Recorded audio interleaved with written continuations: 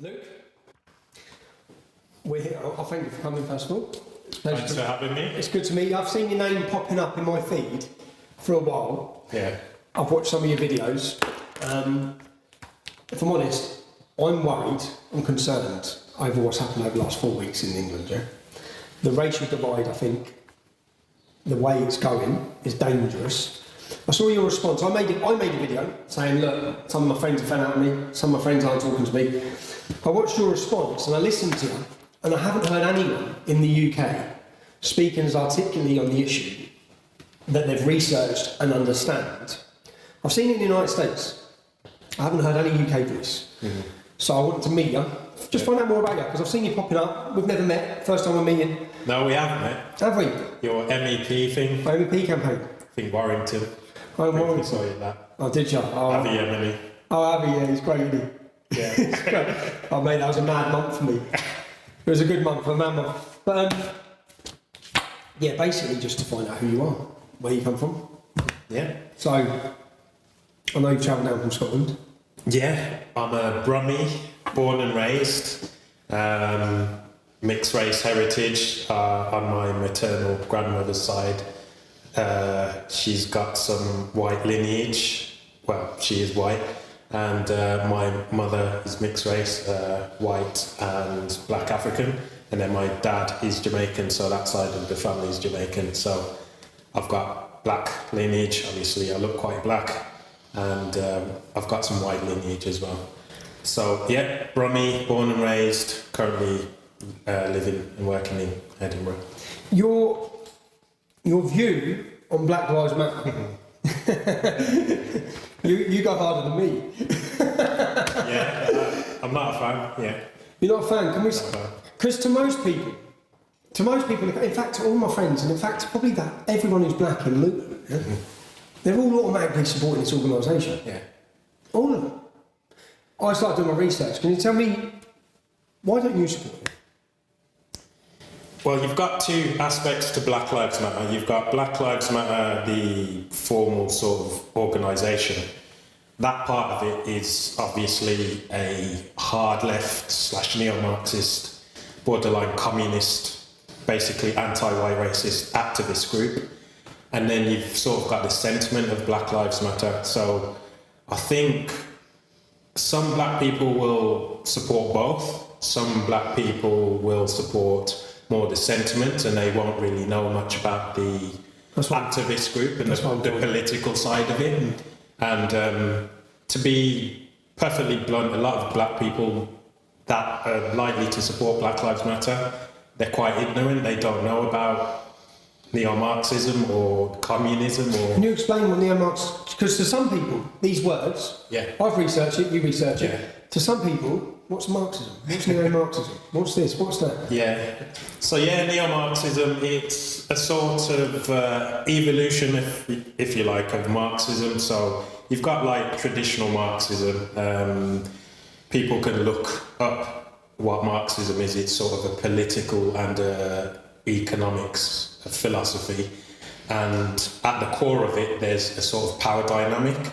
And that power dynamic is expressed via the oppressor versus the oppressed, or it's sometimes known as the bourgeoisie in sort of normal classical Marxism. But Neo-Marxism is a sort of development of Marxism in the current, particularly Western context. So it's more applied to more social issues along race and identities, and Neo-Marxism has the core Marxist power dynamic and power dichotomy of the oppressor versus the oppressed. So what Neo-Marxism does is it has basically white at the top as the oppressor and everyone else underneath as the oppressed. And Neo-Marxists apply this to everything they look at. It's at the very heart of their worldview. So they see everything through that sort of power dynamic lens. And you can also apply it to the sexes, the genders, two genders. Two genders. So, men, yeah. Men are the oppressors, women are the oppressed, and they also obviously apply it to religion. So basically, Christians or Christianity is the oppressor. All other religions are the oppressed, specifically Muslims and Islam. So yeah, that's what neo-Marxism is, a sort of development of just classical Marxism. And growing up in England, because I'm seeing now, well, we're being told that this is a totally racist country. That's what we've been told. Yeah. Every time I turn on my TV, everything's about race. Yeah. You suffer from racism? Probably there's ways to look at racism sort of systemically, institutionally. No, I'm not oppressed in this country. I'm not discriminated against in this country. I have every single right that you have and any other white person has in this country. So in terms of systemic and institutional oppression, which is the sort of core orthodoxy that the left and neo-Marxists like to assert, is a fact without it being a fact. I've not suffered anything like that. Obviously, people are people. You encounter individuals, so you may get a racial epithet or two, a racial slur. But my particular background, I grew up in a majority Indian, so Sikh and Hindu school. So that was the largest demographic. So just stuff you get in the playground as a kid, nothing that's major, nothing that does any damage, I would say. That was largely from Indians rather than white people, because Indians were the largest demographic. You have suffered racism, but it's from Indians. It wasn't, blackie, stuff like that. Okay. Just a handful of what do you think? Instances like that. What do you think of the accusations that British police, at the minute, we're being told the British police are targeting black communities and unfair against black communities in the UK? What should be on that? I don't think it's unfair. Depending on who you are speaking to, that comes from the sort of left-wing and neo-Marxist perspective. They basically point to any discrepancy that is negative towards a non-white group or demographic as being proof and evidence of institutional and systemic racism. That's not actually the case. If you are speaking specifically on black people and levels of interaction with the law, the British judicial system and the police, the discrepancy there is due to black criminality. So the black demographic, specifically sort of young men, that's the portion of the black demographic committing the majority of the crime. So if you look at London, for example, I did a video detailing London knife murders and London knife crime for, I think, 2017 and 2018. For that video, I did a lot of research. I put in a Freedom of Information request to the Met Police, and I got some data, and for the knife accused, Afro-Caribbeans were 49% of the entire total. So just for context for people listening that aren't aware of the demographics of London, I think black and mixed race people are about 15 or 16% of the London population. So for Afro-Caribbeans to make 49% of the knife accused, for the crime stats, that is obviously massively overrepresented. So this is obviously reflected in terms of the engagement and sometimes profiling that the police does with... When you stop and search and things like that? Yeah, specifically young black males, because young black males are disproportionately the perpetrator, if we're looking at knife crime specifically, but this is also true for violent crime in general. 69% I saw gun crime. Yeah. 16, because this is the argument I keep hearing, they're harassing our youth. Yeah. And I think since we stopped stop and search, since which Sadiq Khan pushed to stop and search, we've seen the most violence we've ever seen in our capital city. Yeah. It's exploded. Yeah. So do you think Black Lives Matter as an organisation, because they're all talking about racism from the police, or the black lives only seem to matter when it's at the hands of someone who's white. That's what I'm realising. Yeah. That's what I'm realising, because I looked, you want about statistics, I looked 2015, 2018, I went through the amount of people killed in interracial violence. White people had killed 27 black people in those 3 years.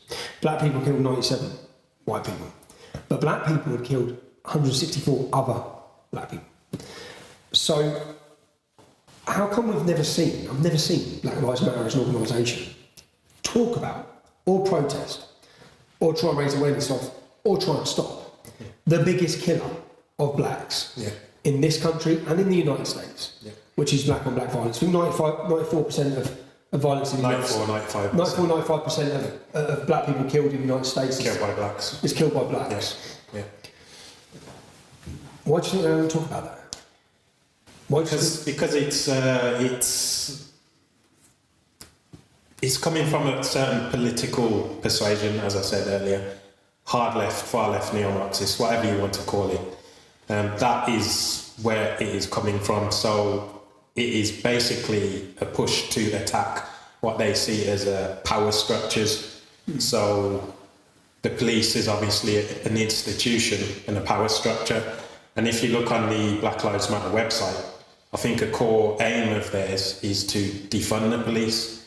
By defund the police, they actually mean get rid of the police. So they are aiming for the police, so that should tell anyone with a functioning brain, what their sort of objective is, what the angle is that they're coming at it from. And then they want to smash the patriarchy. They want to... because that's the last thing... I saw smash heteronormativity. Yeah. I saw on the website, it was a shock to me. I thought, they say that we're living under the force of heteronormativity. Every time I turn on my TV it's gay pride, it's gay actors, it's transgender actors in every single soap. I think, what are you smashing the norm? But why do you think they say you want to smash the norm? The leader of Black Lives Matter, the founder. Yeah. She's a black lesbian. I think it's 3 black women, isn't it? Lesbians, I believe. Yeah, probably. Lesbians who want to... So do you think that when all of these policies that are being pushed to smash the other one, which was to the structure of a family, like how many black... The thing that shocks me when I read through it, how many black people are going to agree with this?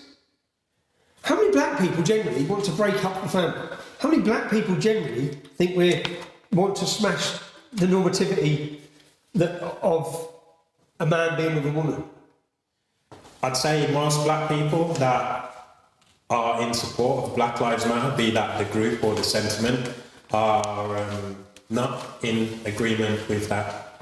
If you were to sort of poll every single black person in Britain or America, I'm pretty sure the data would show that they don't support that. Because it's funny you mention that, because it's one of the core sort of indicators for potential criminality and a general level of underachievement, let's say, or failure in society is growing up without a father, and fatherlessness and fatherless homes. And I think in America the stats are insane. There's something like, I think 70 or 75% of black families, black households are fatherless, don't have a father.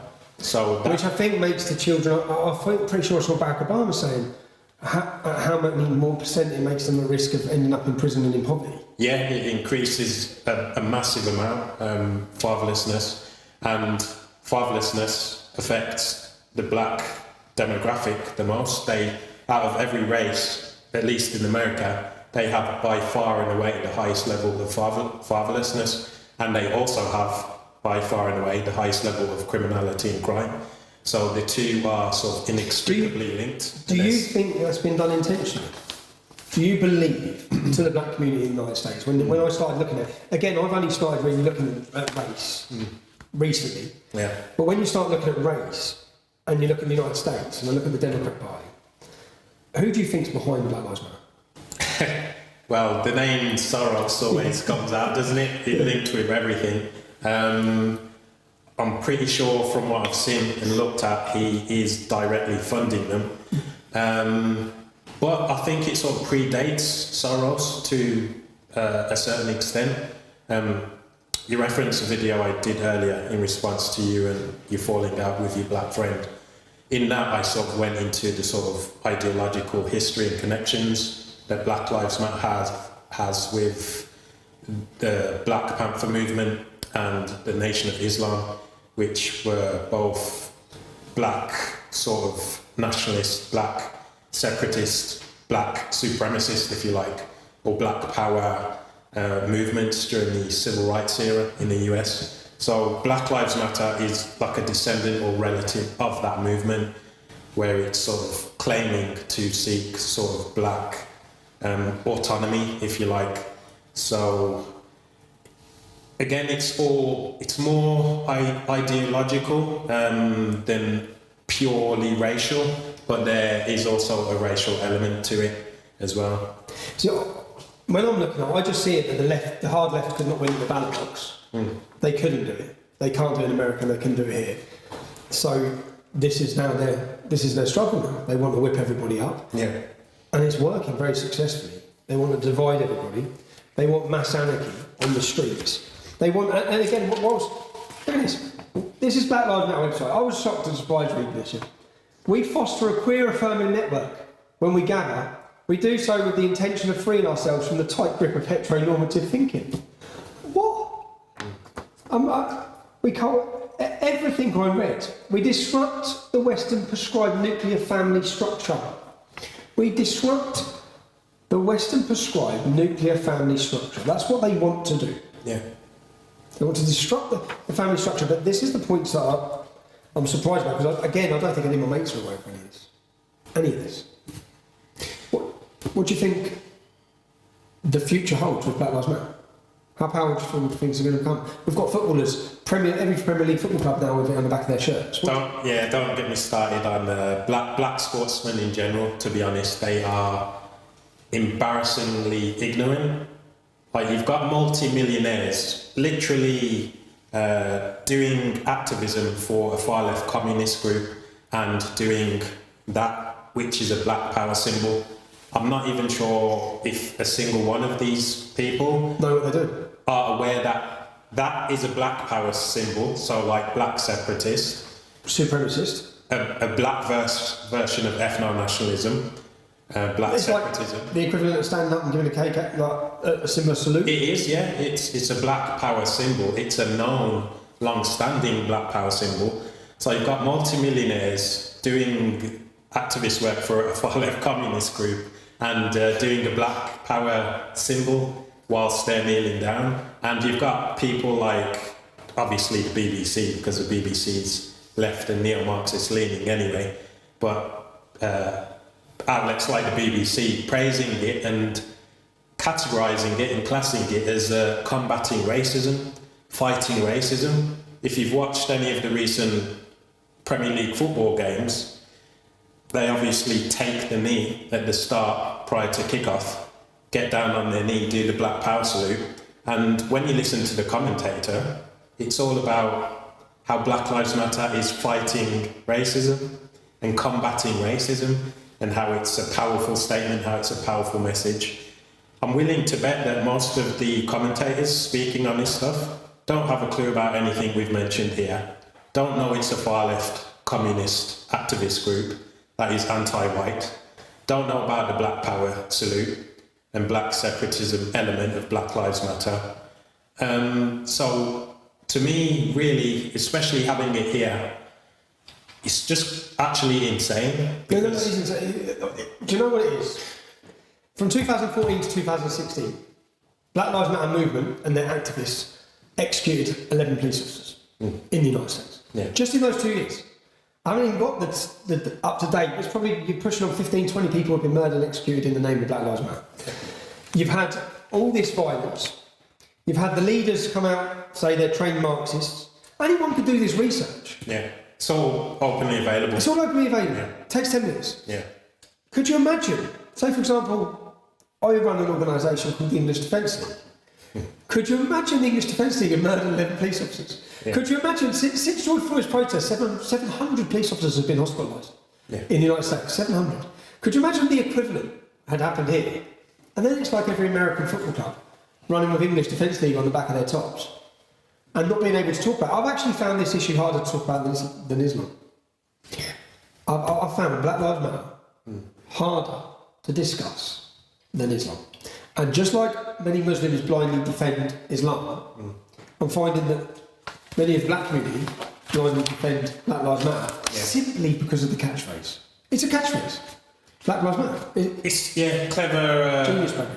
Yeah, I mean the left are very good at sort of co-opting language and subverting and inverting the meaning of certain words. So they've co-opted anti-racist. So most of the left, as I know from first-hand experience, if you disagree with them, doesn't matter my melanin level, I'll be racially slurred. So these are anti-racists that are openly and overtly racist. Same with the anti-fascists, they act overtly fascistic. And the diversion and inclusion and equity trope that they seem to push or advocate for, that really means just pushing for fewer straight white males, is pushing for more BAME, which is black and minority ethnic, and pushing for more women, and pushing for more trans or gay or whatever. And why?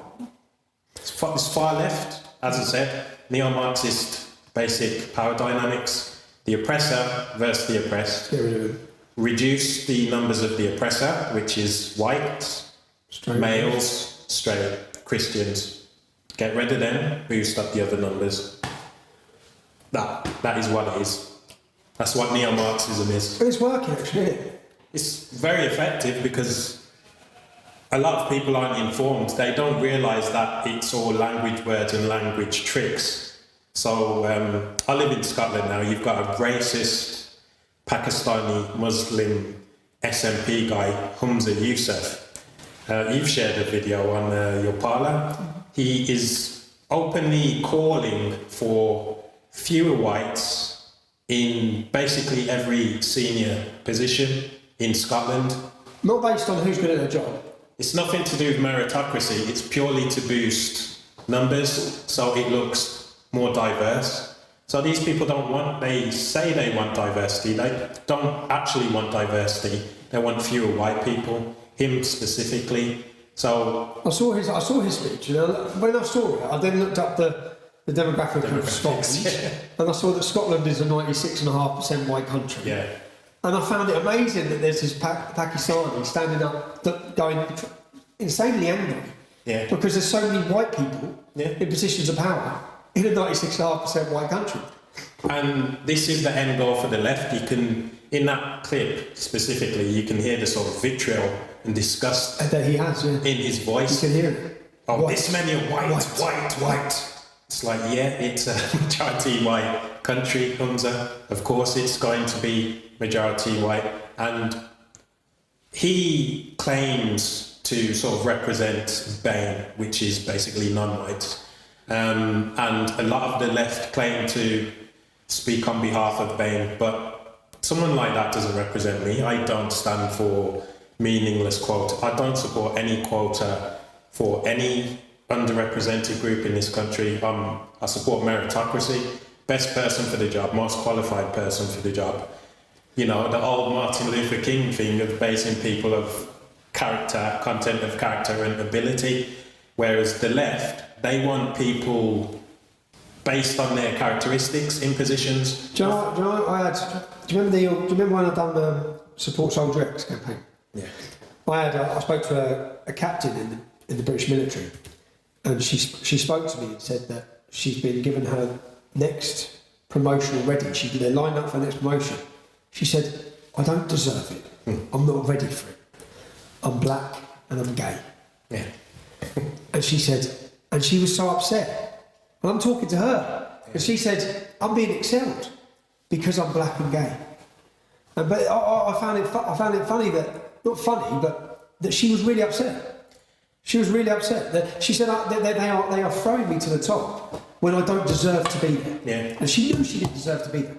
And I know we've seen this attack. We've seen this in the police force. We saw it in the fire brigade. go back to the Fire Brigade 15 years, it was a totally different outfit. Yeah. We saw it in the Fire Brigade, and now we've seen that push through the military now as well. Well, didn't they lower the I think there was some entry exam or something, like a physical test, and I think they lowered the standard so more women would qualify. So this is a weaker army.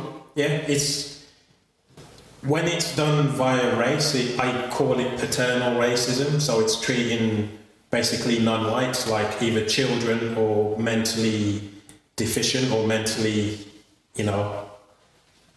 inferior, if you like. So they need the boost, they need the hand up, the leg up, and they do this for women as well. Every group that is the oppressed, they like to do this for. But that girl was right to be upset, because I would be upset as well. Fortunately for me, I'm in a job where I was sort of objectively tested, had to do aptitude and IQ tests and other sort of tests, and the test scores you stand or fall based on your test scores. So there's no sort of artificial element that pushed me in based on my melanin level. So I 100% oppose all of that stuff.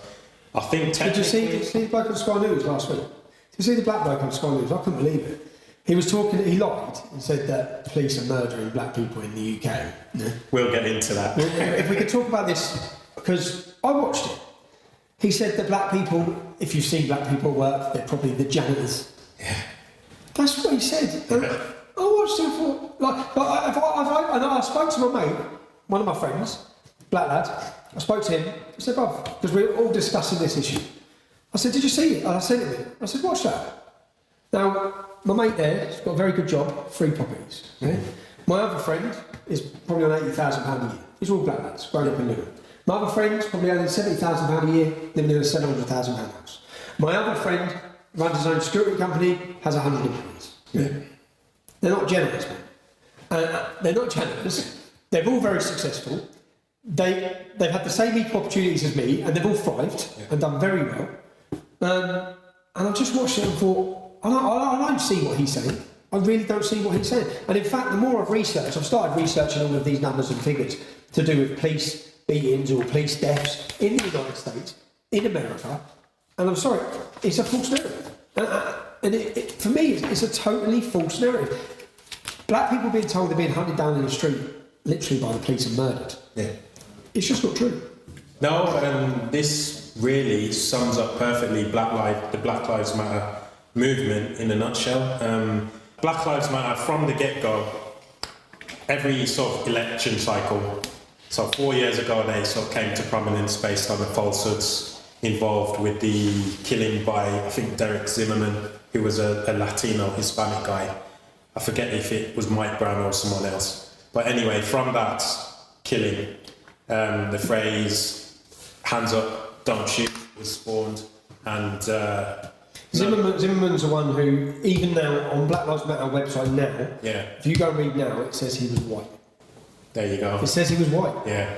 And you pick up a picture of him and he's not. It's like, so that's a lie. Yeah, so Black Lives Matter, it's actually quite representative of that whole movement and just everything surrounding it. It's based on falsehoods, it's based on lies, but as with most things the left likes to embrace and promote and rally behind, they don't care about the facts of the matter. The facts are largely irrelevant. What is more relevant to these people and their supporters is the narrative, and the narrative is that blacks are being hunted down, killed by cops, are victims of systemic and institutional racism. It works. As I said, majority of black people in the UK totally believe this. Totally believe that American cops are hunting down in a disproportionate rate black people in Britain. Yeah. And the figures don't show it. No, and I did the figures, I did a breakdown of the data for Britain, because I saw it went kind of viral, or semi-viral anyway. I saw the clip on Twitter, and it's Sky News, so obviously fake news. So there's a Sky News guy on a Black Lives Matter protest in London, and he's in the street and he's walking with a black woman, and the black woman basically says, "I'm scared of my black son being killed by police. So I went and checked the data for the UK. So it's insane that we're even having demonstrations in the UK anyway. This is an American imported content and subject, yeah.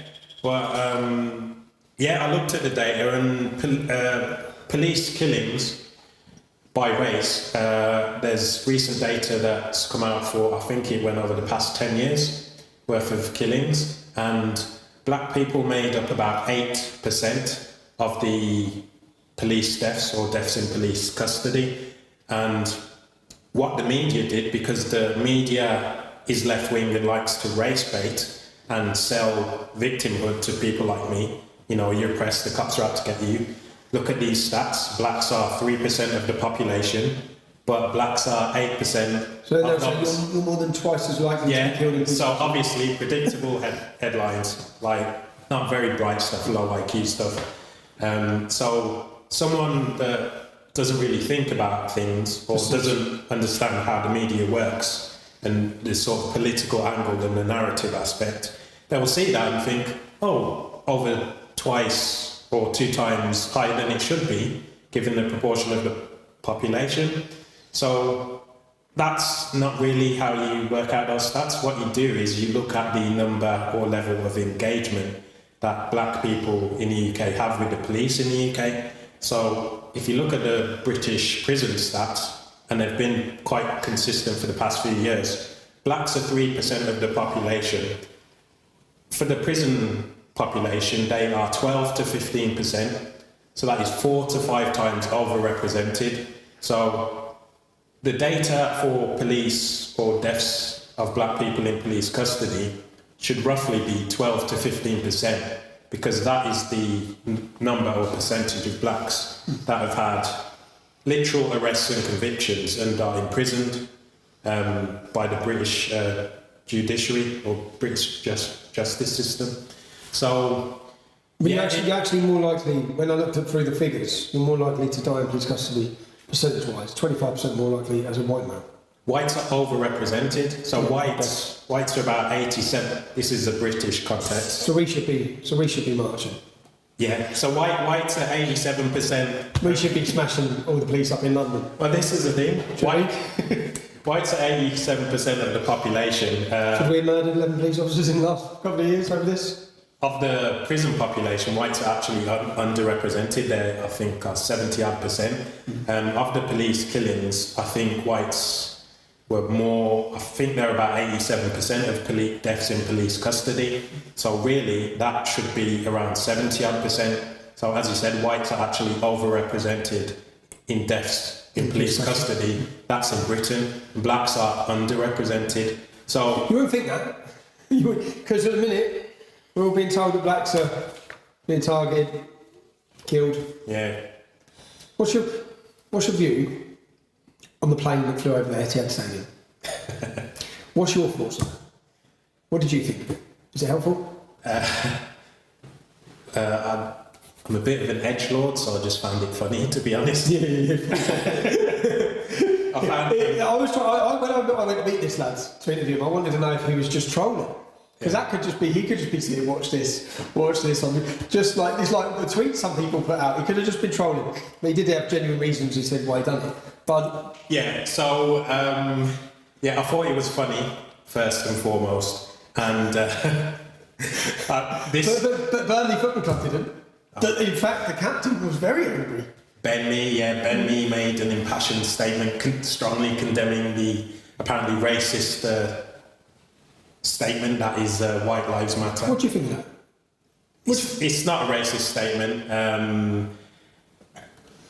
I have no problem with it personally. Because I don't support Black Lives Matter, obviously the political aisle. I don't particularly support the sentiment either. Not when you go into the data. I'm familiar with the data. You're familiar with the data. Most of the morons on these demos, they don't know anything. Or the footballers. The footballers are clueless. Lewis Hamilton, Anthony Joshua, they don't know anything. These are basically simpletons. So I don't support. I don't care. They're simpletons. I don't support Black Lives Matter really as a sentiment, but I don't have any major issue with someone going with that if they want to. I don't really care. Do you think you're going Same with White Lives Matter. So personally, I'll go with All Lives Matter. So like, I think both are divisive. Yeah. I think the minute we start separating ourselves based on race for everything, it doesn't help anyone. But this is the goal of the hard left, the neo-Marxist, the trainee communists. They race bait deliberately, so stuff like Black Lives Matter comes about, and the rather predictable and obvious counter to that is it's all racial identitarian collectivism. So the left does it in favour of sort of blacks, and then, if you like, the right will counter-react by doing the same, but on the side of whites. So Black Lives Matter, White Lives Matter. So it's all rather predictable. Do you think that this has mainly exploded? Do you think it was because Donald Trump was winning the black vote in the United States? Do you think that, because I see this as a real last...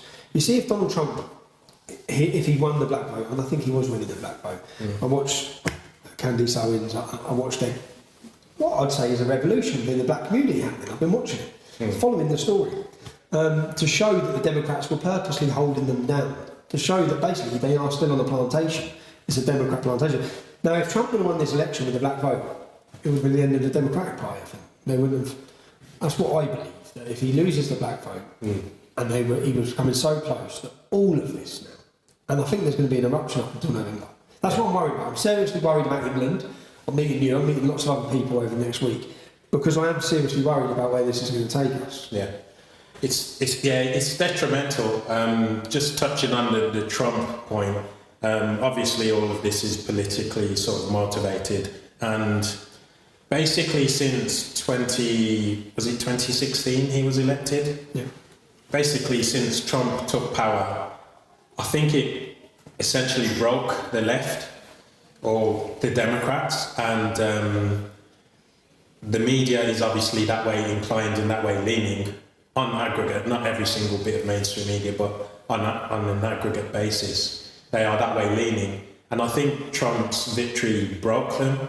And for Britain, it was sort of Brexit that broke the left and the mainstream media. So I think since those two events, everything has become very balkanised, really, along not just racial lines, but also sort of ideological and political lines. And this is sort of manifested in the liberal use amongst the mainstream media and basically the establishment.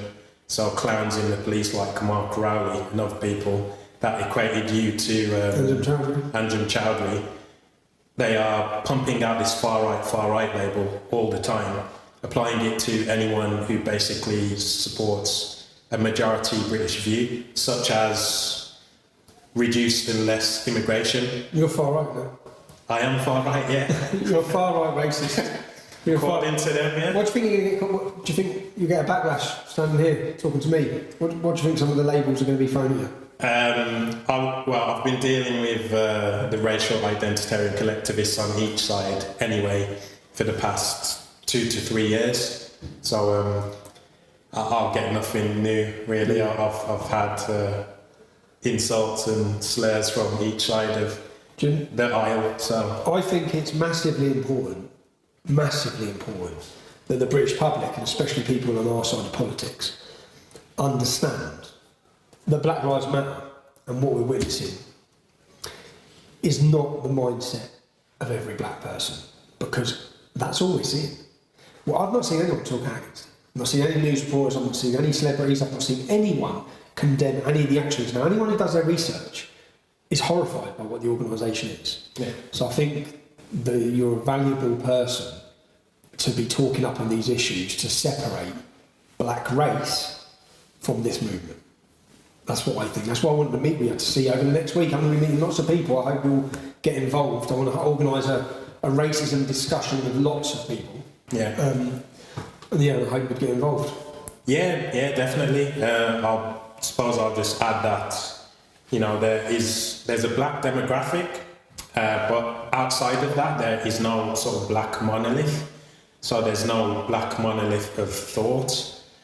So not every, I don't even know that a majority of black people support Black Lives Matter in Britain anyway. I've seen no data on that. So I don't know how widespread amongst blacks as a whole in Britain that support is for Black Lives Matter.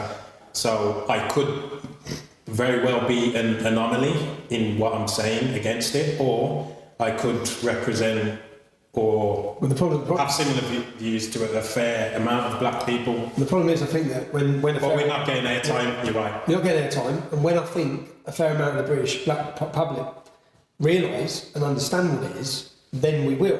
Now, America's had this for 8 years, 9 years, Black Lives Matter. Really, it's sprung in this country for 4 weeks. Yeah. So you've got a lot of celebrities, a lot of spokespeople from the black community in the United States who are so strongly against this Marxist organisation. But we haven't had time for our community and our country and our black community to be educated and understand and actually research what it is. We've just had a mass movement that's been thrown, massively funded, good, very, very good optics, pushed as though it's representing a fight for black people, when really it's a political fight for Marxism. Yeah. Well, we've had, although it wasn't Black Lives Matter directly, we had, I think it was in maybe 2013, the shooting of a guy called Mark Duggan in London, and there were riots off the back of that. So that was along the same narrative that blacks are hunted by police and disproportionately killed and murdered by police. So that sort of level of civil unrest along racial lines is underneath the surface. It's always there to a certain extent. So then they know they can whip it up. So yeah, they take historical problems. It's like a wound, a sort of sore, and they know how to, rip the band-aid off and mess with it and aggravate it. So yeah, it sort of reared its head in that respect here before, but this is more. Do you think that's why the police were getting on their knees in London? Do you think it's why the police let them smash up the Capital C? Do you think it's why the police allowed them to smash their way through? Do you think it's why the police didn't go out in riot shields or riot gear? Why they all stood there with their little hats on just getting beaten up? Because we watched it. Do you think it's because they didn't want another Mark Duggan riot? They thought if we go out with batons, they were scared? I would class it as twofold. One, what you just said, appeasement, basically. And the second aspect of it is that the police, I think on aggregate, is left-leaning. It has sort of neo-Marxist power dynamics and power dichotomies at the heart of its views, so oppressor versus the oppressed. So especially its sort of head people and leaders.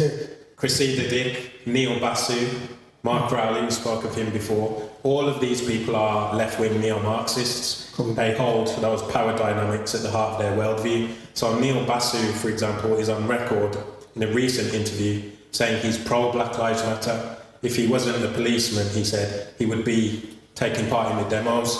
So that demonstrates the political position and leanings of the police. And you can see the double standards of two-tier policing. Well, your first-hand experience of that for the past 10 years, really. Yeah. But I challenge any black man in the UK to show me that you've faced the persecution or the police harassment I have. Not one alive. I challenge anyone. Not one that's alive. Not one alive. But yeah, you can see the two-tier policing in terms of how they police the Black Lives Matter protest a couple of weeks ago, where they vandalised all the statues, and how they policed the far-right counter the following week, where the police were there all in riot gear, all ready to go, weren't taking any crap from anyone. And literally for the other Black Lives Matter one, they literally got people who were protecting the Churchill statue to move them out of the way to allow it to be vandalised. Same in Bristol, the Coulson statue that got torn down. The police, there's a policeman on camera saying this, they literally allowed it to happen. They deliberately stood down as a policy to allow criminal damage and vandalism to take place. So they stood back in Bristol, they watched the far left/communist mob pull down the Coulson statue, jump on it like they were sort of ISIS members celebrating the toppling of a statue, historic monument, and then they threw the thing into the river, and the police all allowed this to happen. So anyone that's paying attention should be fully aware that there's a two-tier and double standard policing system. What do you think of the cultural statue? What's your personal view of the cultural statue? I didn't know the history of it. I didn't know the attempts to get plaques put on it. Yeah. I didn't realise any of that. But what's your view of it? I don't really have a view, to be honest. Am I personally offended that there's a statue of a slave trader? No. People get all faux indignation about it. It's all white people. Yeah, it's all faux the people that tore down the Colson statue. There's only one black person out of 200. I think 6 guys specifically pulled it down. They were all on camera. I think one of them was non-white. So it's like mostly middle-class Antifa Colson funded the university as well. He built basically a load of Bristol and a lot of... Should we put the university down? It's been built. No. It's been built. Many people have been educated through the process of slavery. But what they're doing, they've torn down his statue and they've started to remove his name from the outside of some buildings. So they're basically trying to do some revisionist history. But personally, I'm not bothered or offended by any single statue anywhere in this country, irrespective of what they did, whether they were a slave trader.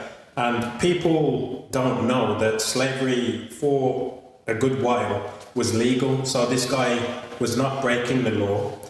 Yes, it was morally wrong, morally questionable, but the British fought to abolish slavery globally.